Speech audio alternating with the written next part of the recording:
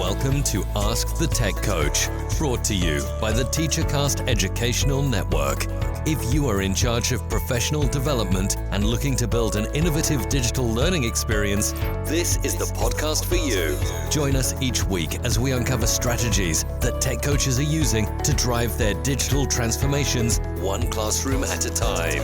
And now for your host, with over 2 decades of experience working with tech coaches and ed tech companies from all around the world, Jeff Bradbury.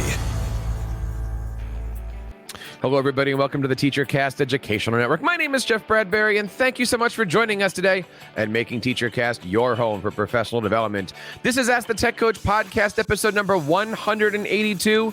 Today, we're going to be talking all about incentivizing professional development. That is right. How do we motivate our teachers to do PD, work with our instructional coaches, come in during the summer, and all of that stuff? And maybe we're going to answer the question, do you have to pay them to do it, or do they just love learning? I got 3 amazing instructional coaching type people on today, and we're going to talk all about these subjects. But before we do that, I want to remind everybody that we have our next TeacherCast coaching conversation coming up in a few weeks. It's going to be happening on Wednesday, March 16th. You don't want to miss this one. TeacherCast.net/webinar. We're going to be talking all about our 10 favorite classroom activities. You know, those things that we have in our back pocket that if a teacher says, hey, I need something, or hey, are you free? You kind of just pull them out of your back pocket and say, ooh, why don't we do this?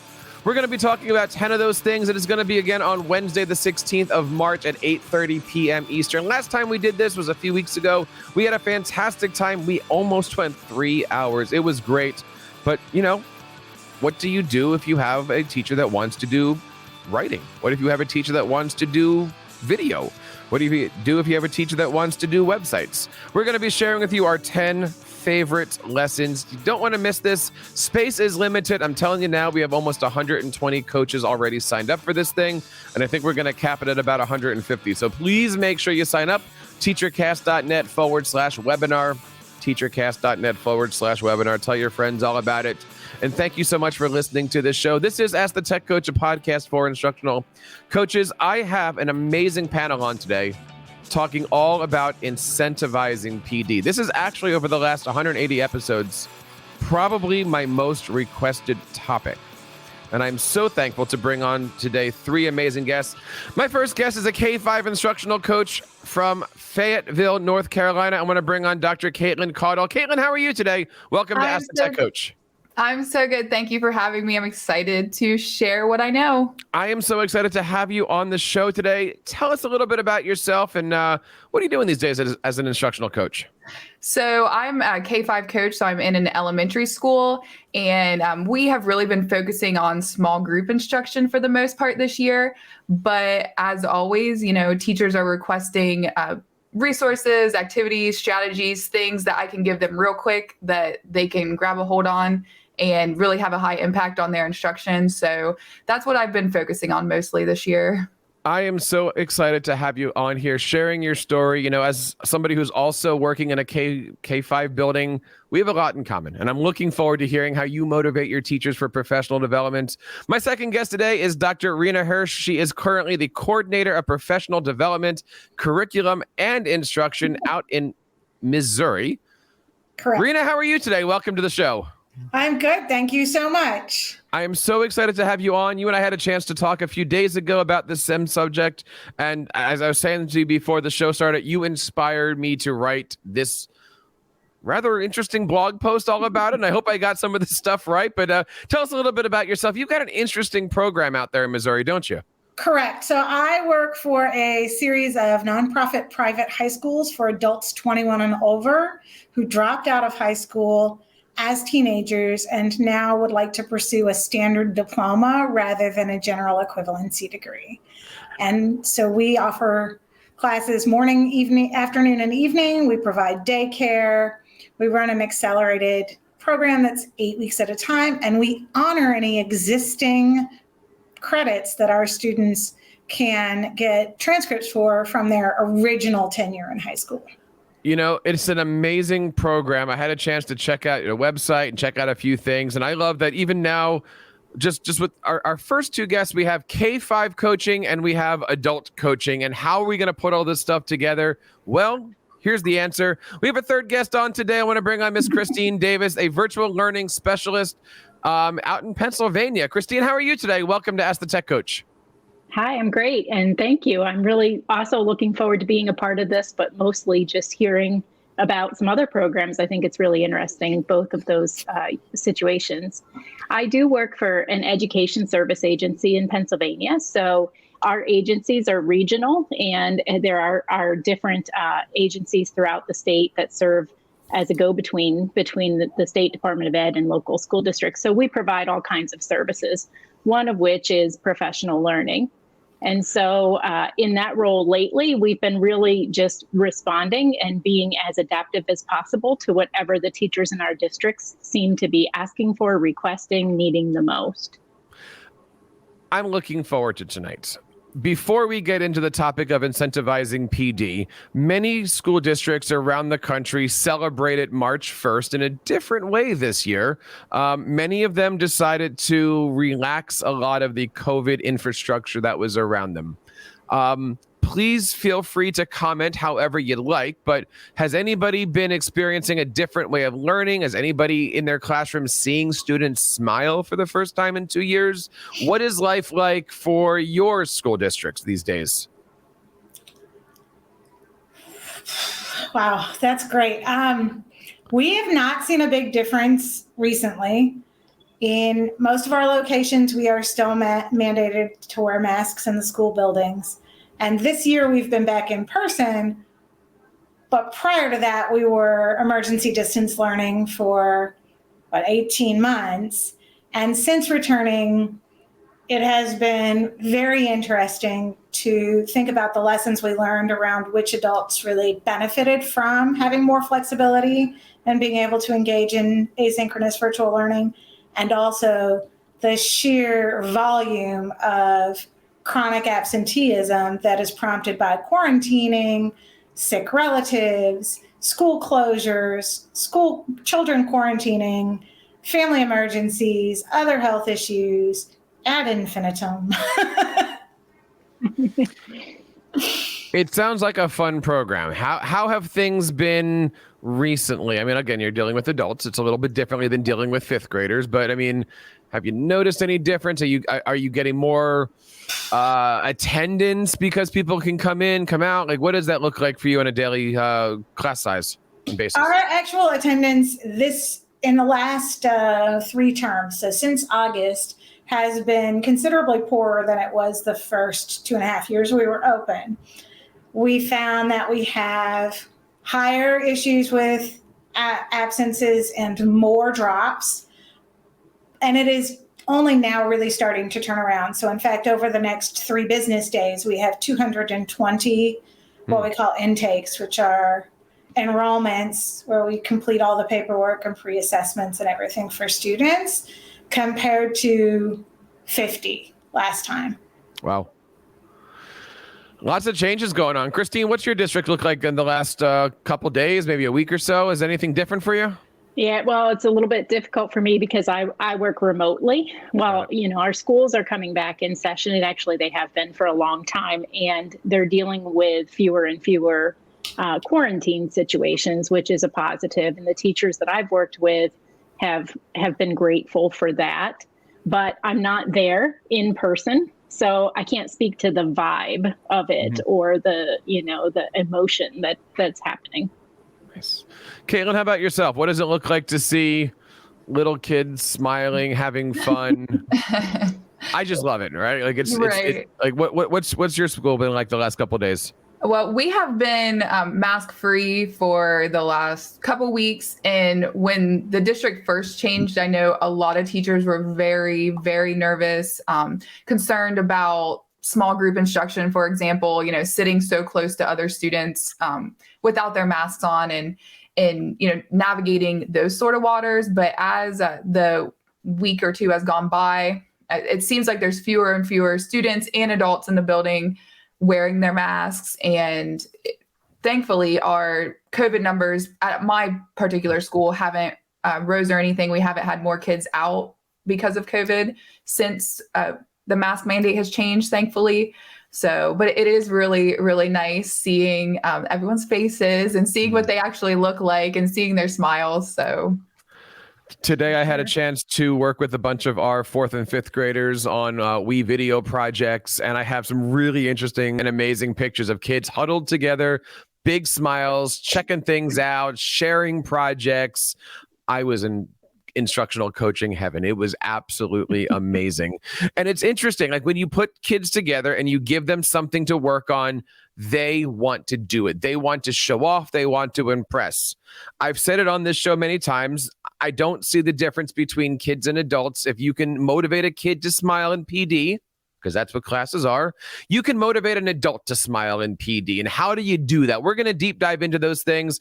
I've been looking at the subject of incentivizing PD. We used to call it badging. There's a lot of, classroom badging applications, things like that. I'm curious to learn from you. Today, you, my co-hosts, are the teacher. I am your student. How does this work? How is your school district or programs setting up incentivize PD? How does it work? I mean, Caitlin, you want to talk a little bit about how PD works in your school? What does it look like? How do your teachers get motivated? What does all this look like in your school district?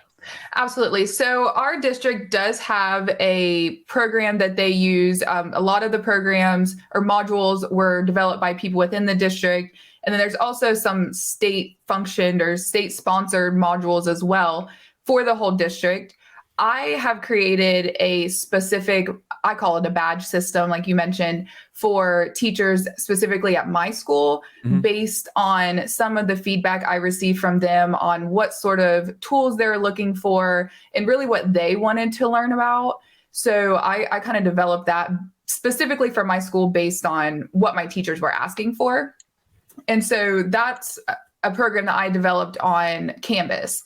And it's actually kind of a segue, what you were kind of saying right before this. I did the same exact system essentially with my students when I was a STEM lab teacher. So they were incentivized. They loved getting a badge. They loved seeing their name on the wall. And so I just kind of thought to myself, well, if this is working for my students, let's see if it'll work for the teachers that I'm assisting. So, and thankfully it has so far. I'm going to come back to this question because I know we're all going to hit it, but my kids are 8 years old. I can literally give them a sticker and they are on the moon. Does that work for a 45-year-old? I want to explore this a little bit here. Christine, talk to us a little bit about how your position is helping school districts to promote PD and stuff like that.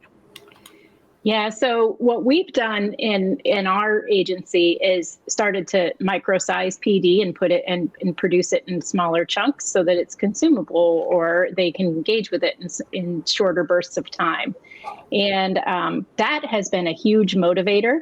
And it's not really necessarily connected to a badge. There are badges in it, and I'll talk about that in a bit. But the fact that it is presented in shorter opportunities and less of a time commitment on the teachers, it's really been well received that way. So just that whole concept of micro learning and getting your learning in little bursts, and sometimes that might be a video, sometimes it might be a blog post paired with a video, sometimes it might be a discussion. And so it just really varies, but that has been a big incentivizer. We've seen a huge increase in engagement and completion of some of our online professional learning because of just taking it from a micro-learning approach. Now, Caitlin said she uses Canvas. Is there a platform that your organization rolls out to all those different school districts? Yeah, it's kind of across. It depends on who we're working with. So if a district is really heavily invested in Canvas, then we will develop professional learning through Canvas and about Canvas. And if it's Schoology, then we'll develop in Schoology. Our micro learning is a little bit different. That's called Jolt EDU. The platform is Talent LMS, but it's made for usually for adults, and it is gamified by nature. So that's a little bit different than microbursts. But we really, because we work with 35 different school districts, we adapt to whichever platforms they're using so that it's familiar to them.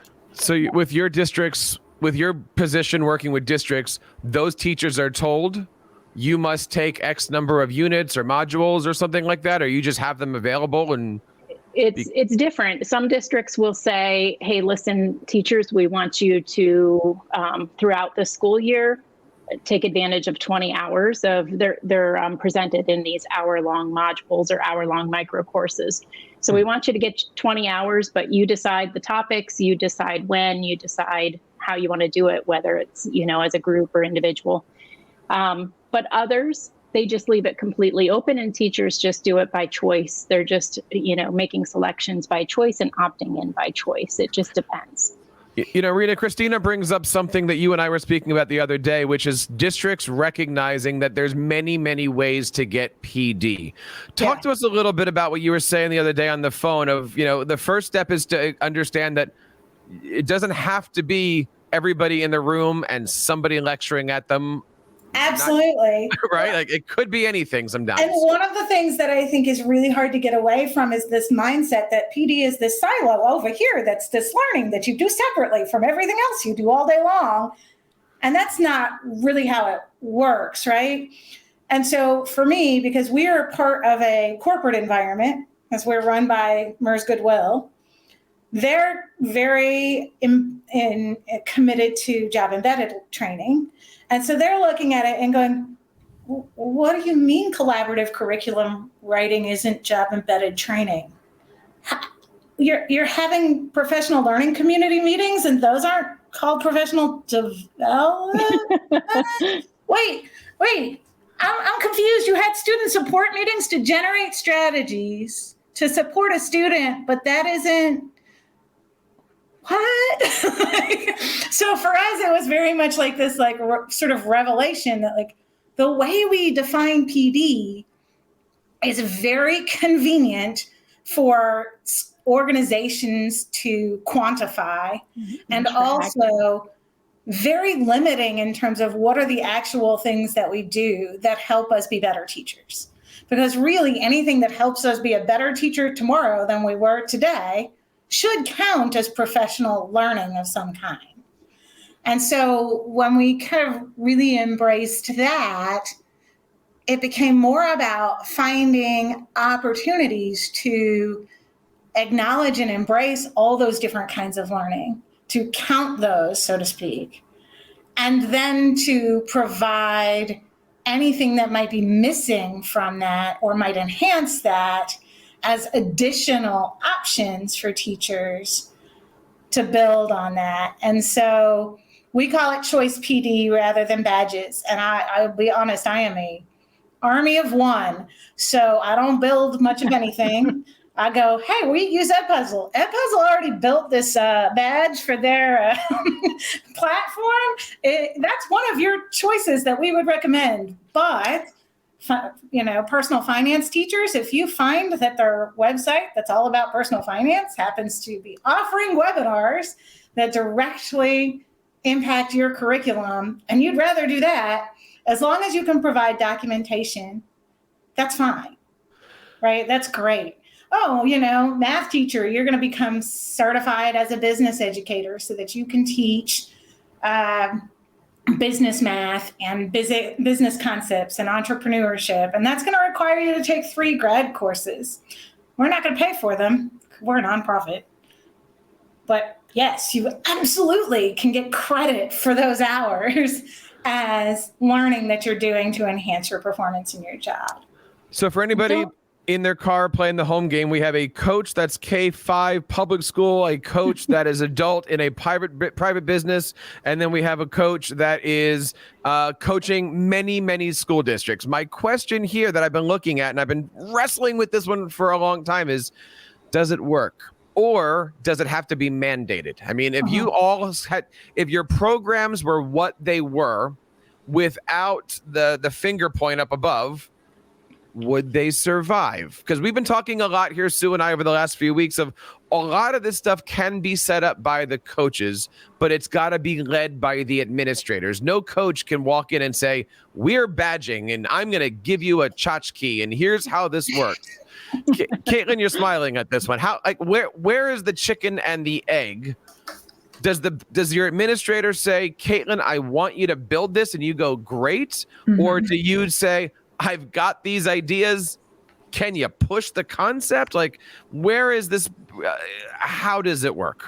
So in my situation, I went to my principal and I was like, hey, I really want to do this. I had sent out a first 9 weeks feedback form about my personal performance to the teachers, and they were requesting more PD on things that they wanted. And so this was kind of my solution to that. And so, I had my backup for it, and I was like, I'm going to do this myself. I'll do it on my time. I like doing things like this, so I wasn't, stressed about it or anything. But he has been very supportive. A lot of it's been put on the teachers for them to choose whether or not they participate or not. He did give me permission to utilize one of my PLC slots per week or per month, to be purely for our PD badge page for teachers to go in, choose whatever badge module they want to work on. And that's what they could do for that day in PLCs. So it's not, they wouldn't have to be doing it on their own time. They certainly can, but we did provide them with some time during the school day to dive into whatever they might be interested in. But you did say that your teachers have to hit an X number of hours per year. Is that about right? So not for me. Well, for the what I have developed, it's completely up to them. I did say whoever does them all, I'll put you in a drawing for a gift card at the end of the year. and I'll stop you there. Who pays for the gift card? That is out of my pocket. Yep. So public schools. so for everybody, like, when we're looking at this, is there a difference in saying all of these options are viable? You can watch a YouTube video, you can watch a podcast, you can go to a lesson, you can go to Edpuzzle. There's still a certain amount of peer pressure that says, oh, well, if I see that lead teacher doing it, maybe I'll do it too. Rena, you're shaking your head on that one. What's your thoughts on, fear of the above versus peer pressure versus making it just part of the culture? And I know you've got a smaller number of teachers than some people who might be listening to this, but what's your thoughts on peer pressure versus, finger pointing here? Well, I think for us, we feel pretty strongly that having the framework, the structure mandated is effective. So our teachers are asked to complete 25 hours a year, I think it is. And the goal is 5 per term, which is 8 weeks. They can carry over up to 5 forward, but not more. So if you want to do all 25 in your first term, great. But by term 3, you're still going to have to do some more, because we wanted to ensure that we didn't have that handful of folks who would either the first week or the last week try to get, document everything. But within that, it's a little bit like, working with students where you'll say, you can answer the 20 even questions or the 20 odd questions. It doesn't actually matter that they're going to do 20 either way. The important piece of that is that there's a choice there, and that's very motivating. And I think that combined with allowing a lot of our collaborative work to count as part of what they're doing as their hours has also been really, really important. So we don't get pushback on curriculum committees or PLCs or student support teams. We also don't pay extra for them, because those are PD hours. It's not another thing on your plate. It's what you're choosing to do this 8 weeks to earn the hours that, as your hours. And it's also the thing that your department or your PLC has selected that's going to help you collectively. And again, anybody playing the home game knows that you always do the even questions, because those answers are in the back of the book. In the right? back of the book. Unless it's English, in which case you SOL. I'm just saying. Caitlin brings up a good point, right? And I've seen professional development sessions where, teachers walk in and there's candy, or I used to do Lego, or there used to be why is it up for why does the coach have to buy the professional development tchotchke for these other people? It almost sounds like, and I'm just saying this out because I've been in this, like, I'm begging my administrator for the opportunity of buying a bunch of gift cards to give away to other people so I can look good because I'm giving professional development. But the more money I spend on the gift card, the more people come in. So I'm going to spend more money on the gift. Okay, I'm going a little overboard, but does it work? Does it not work? I mean, how do you get your district, if your district's going to buy into this, how do you get your district to buy into this? So that way you're not buying into this. I would say for us, there have been two things that I think as incentives have been the most powerful. One is time and effort. It takes less time for our administrative team, for me, for our teachers to engage in professional development because it's no longer this separate extra thing. And so in many ways, it just gifts them back time that they were going to use anyway and rewards them with acknowledging that, like, this is a good thing and helping them be a better professional. And then the second part of that is we build in really regular opportunities for teachers to lead PD and go there. I mean, we're talking about like stickers. There are very few teachers who are not incredibly flattered by someone saying, hey, you know, I noticed that you were running small groups in your literature time last week, and I would be so excited if you would come and talk with me to the third grade team so that they know what you're doing in second grade and their students, what their students will come with next year, or whatever it might be, right? That opportunity to feel like what they know and can share is valued is also an enormous incentive. I think it's a fine line between, or a fine balance between making sure that you're hitting upon a need. It has to be necessary, and you have to have heard from the teachers that it's necessary. If it's from administrators that it's necessary, or from your own intuition that you think it's necessary, that's not quite enough. It has to be from the teachers that they need to know this, or they need some strategies for that. And then the other end of that balance is that it has to be useful. It can't be theoretical. It has to be something they can turn around and use today. And resources are always great. You know, providing some resources that are flippable, usable. And is that the difference between running a class, let's say on Google Docs, and running a class called 5 Ways to Use Docs in Your Classroom, where you're doing more practical stuff versus button pushing? Mm-hmm. Right. Not how to use the tool, but how to strategically use the tool, you know, what you can do with it in your classroom. And I'll go back to things, but I think you have to balance those two things. What was that, Rena? I'm sorry, I didn't hear. Yeah, I think some of it is about parameters. We often will know that teachers will say they want more professional development in a particular area that doesn't necessarily align to what we have data that demonstrates there's a need for. And so one of the ways to push that, like the first year we did book studies as one of the options, and the teachers chose the books. And even though when we asked them what they needed, 100% of them mentioned things that were very much instructionally oriented. None of those books were about instruction. They were all about cultural relevancy and classroom management and, you know, trauma-informed sensitivity, and like none of them were about instruction. Even though everybody knows instruction is a need, it's not what they want to do. So when we started looking at it again, we said, okay, we've identified this as a need. We're going to take some suggestions for books. These are the 3 books you can choose from in this area.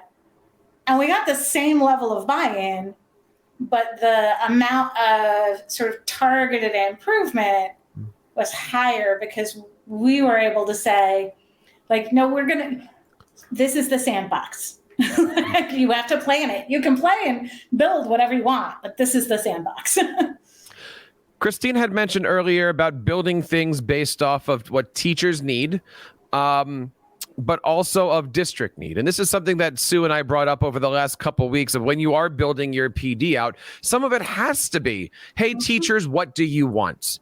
But some of it also has to be those conversations you have with the administrators going, what are your building needs? Do you need them to do this? When you walk into their classrooms, what do you want them to see? I'll build the module for that. I mean, for instance, in my building, our principal really likes us to learn about discourse. Great. I'm going to build my PD to show off 5 ways to use PowerPoint to promote discourse, right? So that way I'm getting what I need, they're getting what they need, the principal's getting what the principal needs. We all have a thing. Ta-da, gift card. Caitlin, where are you with all of that stuff? I mean, are you mostly saying, I'll just go build? Or are you saying, hey, principal, administrator, what do you need? Because obviously your courses live on, right? Like you built it, it's done. Maybe you update it the next year, right, whatever, but it's done, right? Ed Puzzle's done. Great. Like, where is your balance with topics?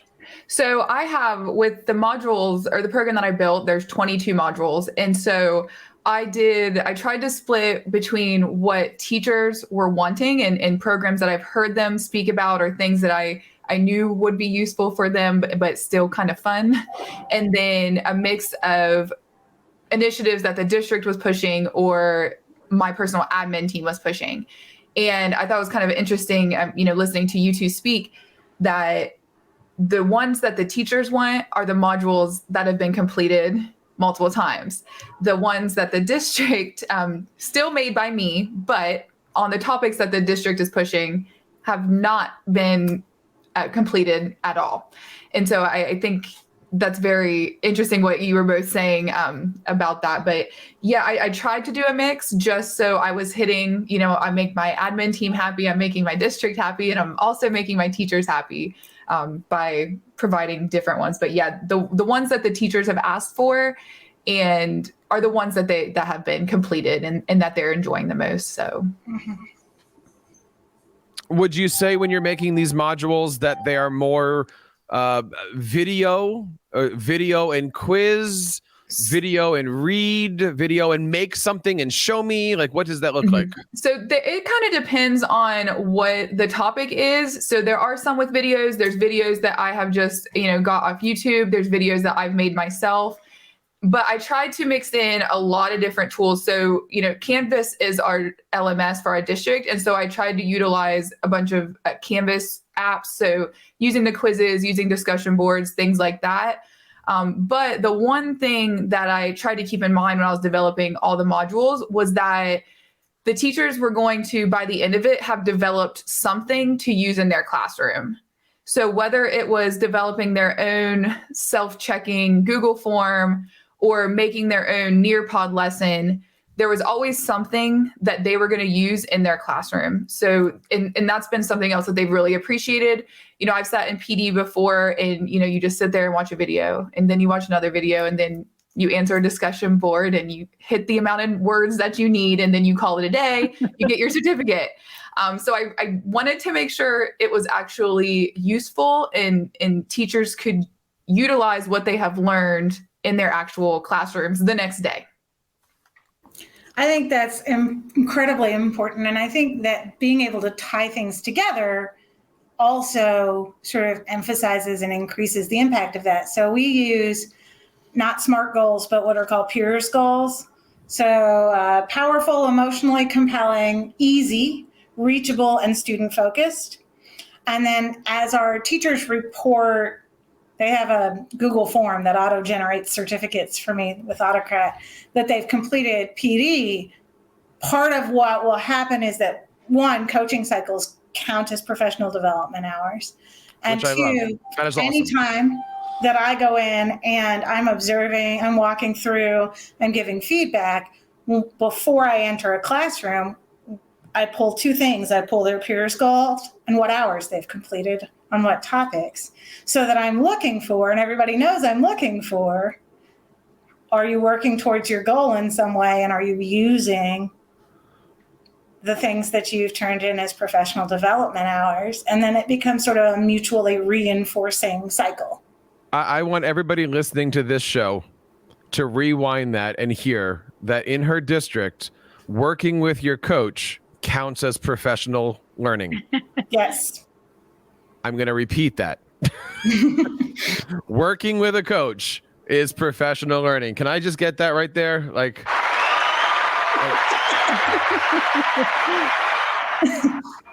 oh, if that was a universal thing, right? I mean, but it's so true, right? I mean, why not incentivize people? If not, it's an uphill battle for coaches just to get in, and now. Now, Rena brings up a good point, which means, and again, I know you've got a smaller group of people, Sure. as opposed to 2,000 educators or something like that, right? But there is that, okay, if I'm going to be incentivizing all of this stuff, now I, as the instructional coach, am building the infrastructure, building the forms, tabulating the forms. What happens to the data? Caitlin, you're shaking your head. Like, do you sit down with your administrator and go, look, these people are good boys and these people are not good? Like, what does that look like?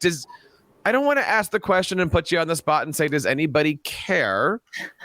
But in my previous district, I'm going to stress previous district, like I put these things together and said, look, and people are like, yeah, it's the end of the year. Go away. Like, what happens to all of this stuff if especially because if you're the one incentivizing it? Like, I'll stop there because there's a part B on that. But what does that look like at the end of the term? So I don't know what it looks like at the end of the term because this is my this is my first year doing it.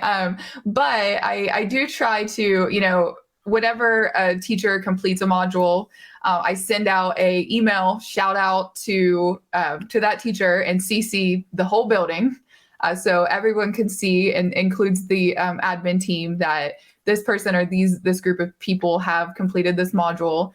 And so, and then I also print the badges and hang them on their doors, so all their colleagues can see them as they go by. So, in terms of what it's going to look like at the end of the year, right now it's going to look like a drawing out of the hat to see who gets the gift card.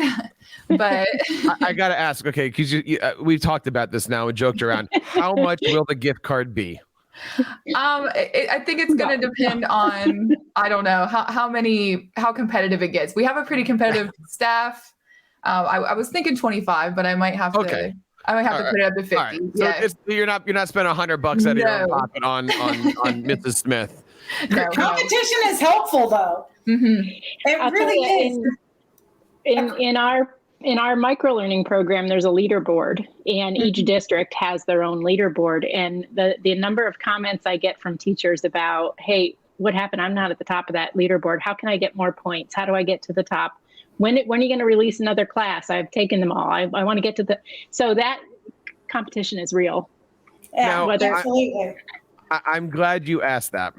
I'm going to throw I'll call it the left turn in all here. And I know some of you work with this, some of you don't. I'd love your opinions.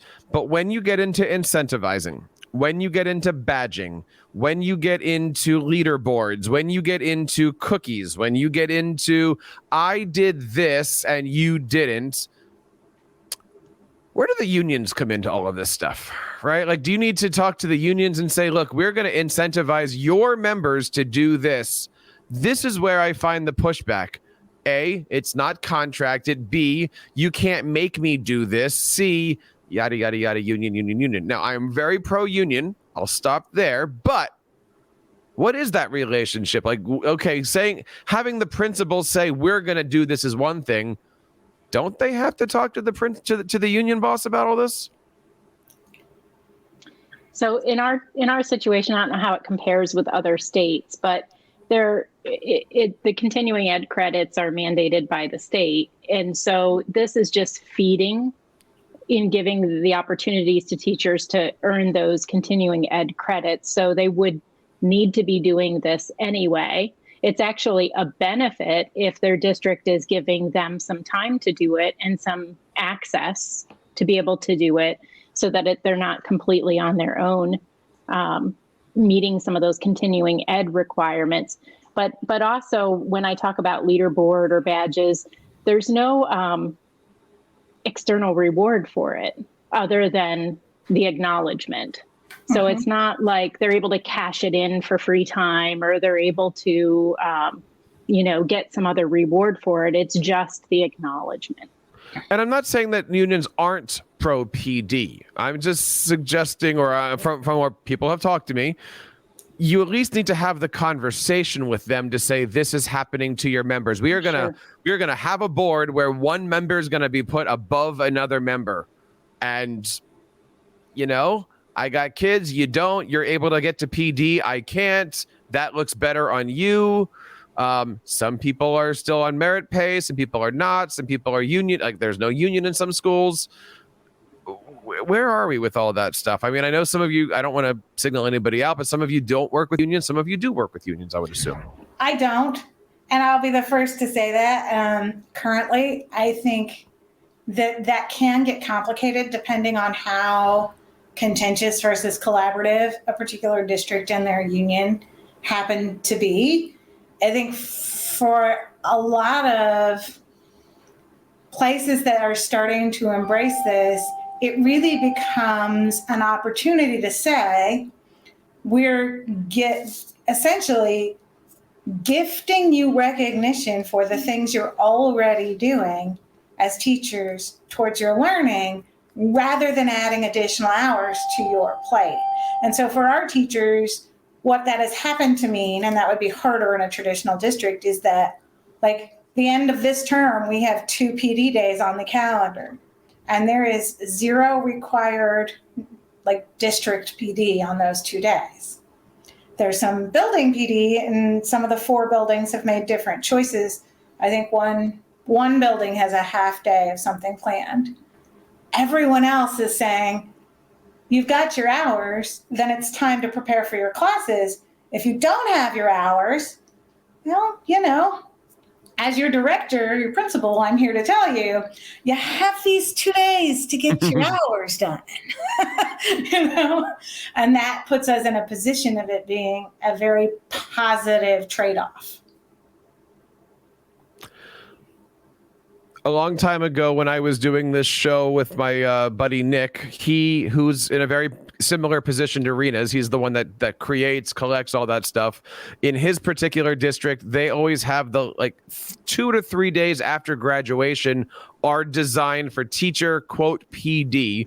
And the idea is that if you don't get your hours throughout the year, you got to come in after everybody's gone. If not, hey, you get 3 extra days of the summertime. And just like Rena, he's the one that's collecting the hours and sending out the hellos and all that stuff. And it's a different way of doing it. It's a culture shift. It is a union thing. Like it's in the contract that the teachers need to, or else they're stuck there at the end. If anybody listening has any questions about all this, we'd love to have you guys reach out. You can always find us over at Ask the Tech Coach. Find us on Twitter at Ask the Tech Coach. Email us at feedback, or show on up at our next webinar where we're going to be talking about our 10 things that we want to bring from our back pockets into that classroom. You can head on over to teachercast.webinar. Check it out today. It's going to be on Wednesday, March the 13th. Wednesday, March the 16th. I'm looking at the calendar now at 8:30 p.m. I hope you guys have a chance to check it out. My friends, first of all, I want to say thank you for all the time. Before we wrap up today, I want to really go back to where we started. If anybody out there after listening to this is interested in jumping into this pool, what advice would you have? How do you get started? Where do you go? Who do you talk to? I want to do a quick round robin on all this stuff. I want to start with Christine here. If anybody's interested in looking into this topic, incentivizing whatever, Christine, what advice do you have? I think I would say that you just have to start somewhere. You can work on a model and you can work on an implementation plan for eons and never feel like you have it down to a science. But you just have to start somewhere and be upfront and transparent with your participants, and that it can evolve and it may change. And we're going to build this together to best suit what you need. But I don't think you can plan it to perfection before launch. Is it easier to say, thanks for coming to this section, here's a sticker? Or is it easier to say, here's our PD for the year, we got 20 new modules and we are doing this? Or do you start grassroots, Christine? What do you think? I think a combination of both of those. I don't think you put it all out there at once. because how can you know what they need 6 months from now? You might need to be more responsive than that. I mean, look at with COVID, how if you had done that, you'd be off target for all of 2020 and 2021. So I don't think you can put everything out there at once, but I don't think you can do it session by session because not everybody needs the same session at the same time. Yeah. Caitlin, what do you think? You know that your district needs to have training. I don't know your district, but they need to have a module on Google Classroom. They need to have a module on slides, maybe a module on Camp. I mean, you know that there's things that you need to have, and then you can adjust. How do you start? Where do you suggest? Can you do this in the beginning of the year? I'm giving you a lot of questions here. Wait until July 1st, and then you enter the principal's office and say, hey, how about next year? Like, give us your strategy on this. Okay. So, well, I mean, I actually started in the middle of the year. We came back from Christmas break and I laid it out for them.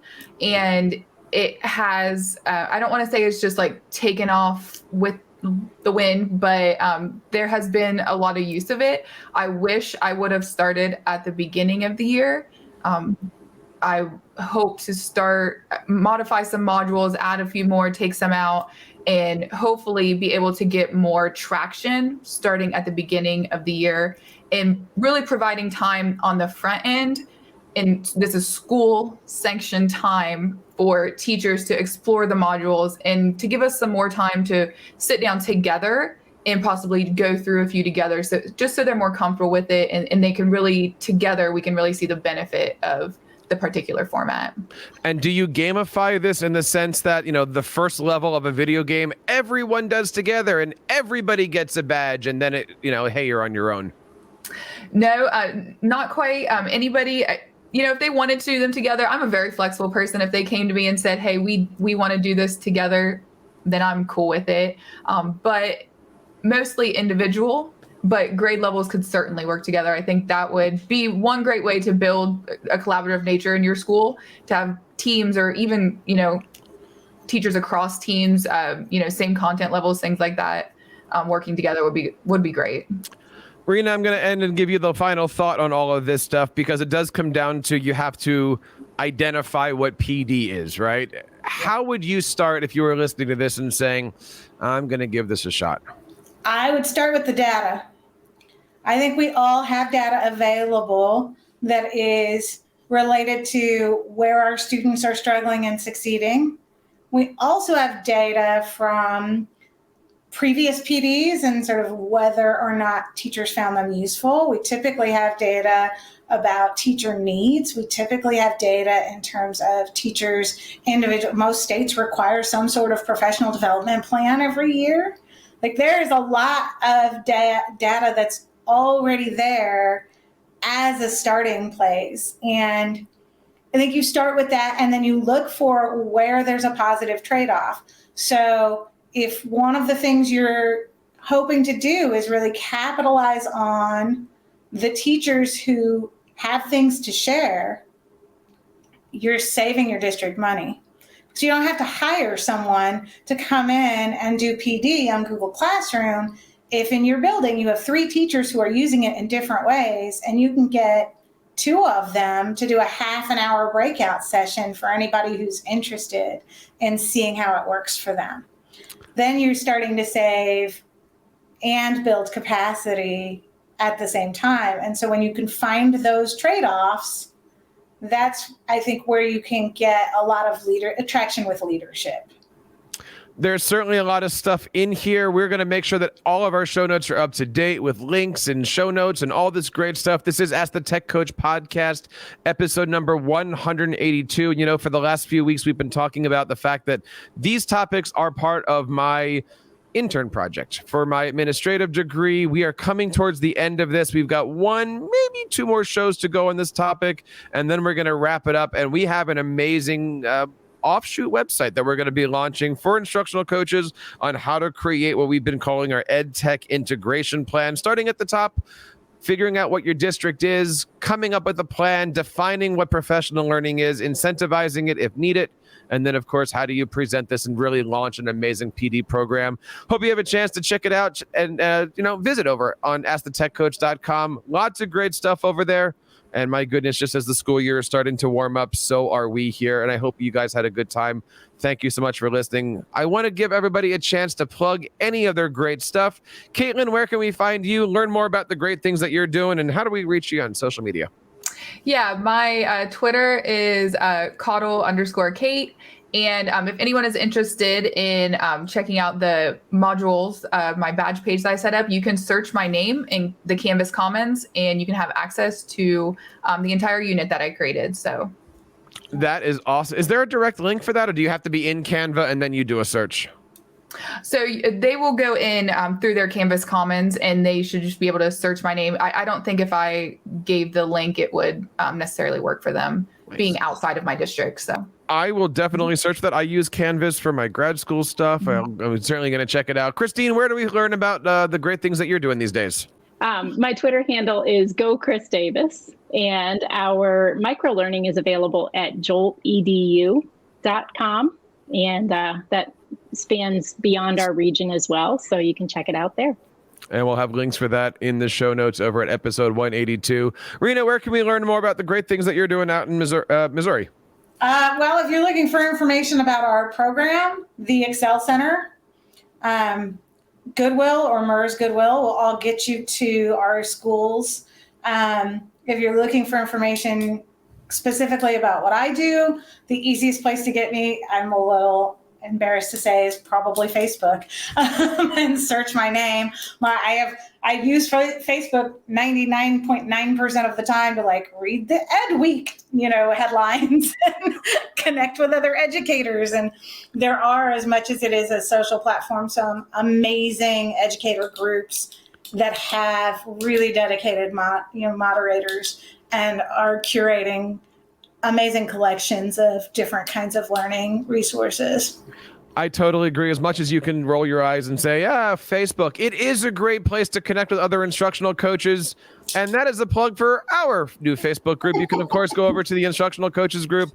You can find all the information over at askthetechcoach.com. We have our brand new Instructional Coaching membership groups. They're all free for you.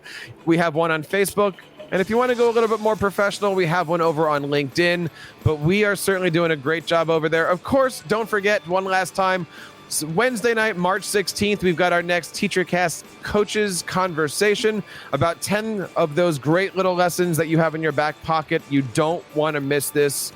Space is limited. So head on over to teachercast.net/webinar.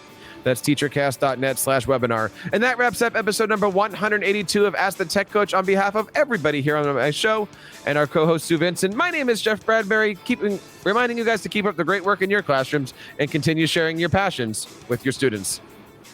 You've been listening to Ask the Tech Coach, hosted by Jeff Bradbury of the TeacherCast Educational Network. Please reach out to the show with all of your questions on Twitter at AskTheTechCoach or online at www.askthetechcoach.com. Be sure to subscribe to our podcast so you don't miss any future episodes. And please take a moment to write a review in the App Store.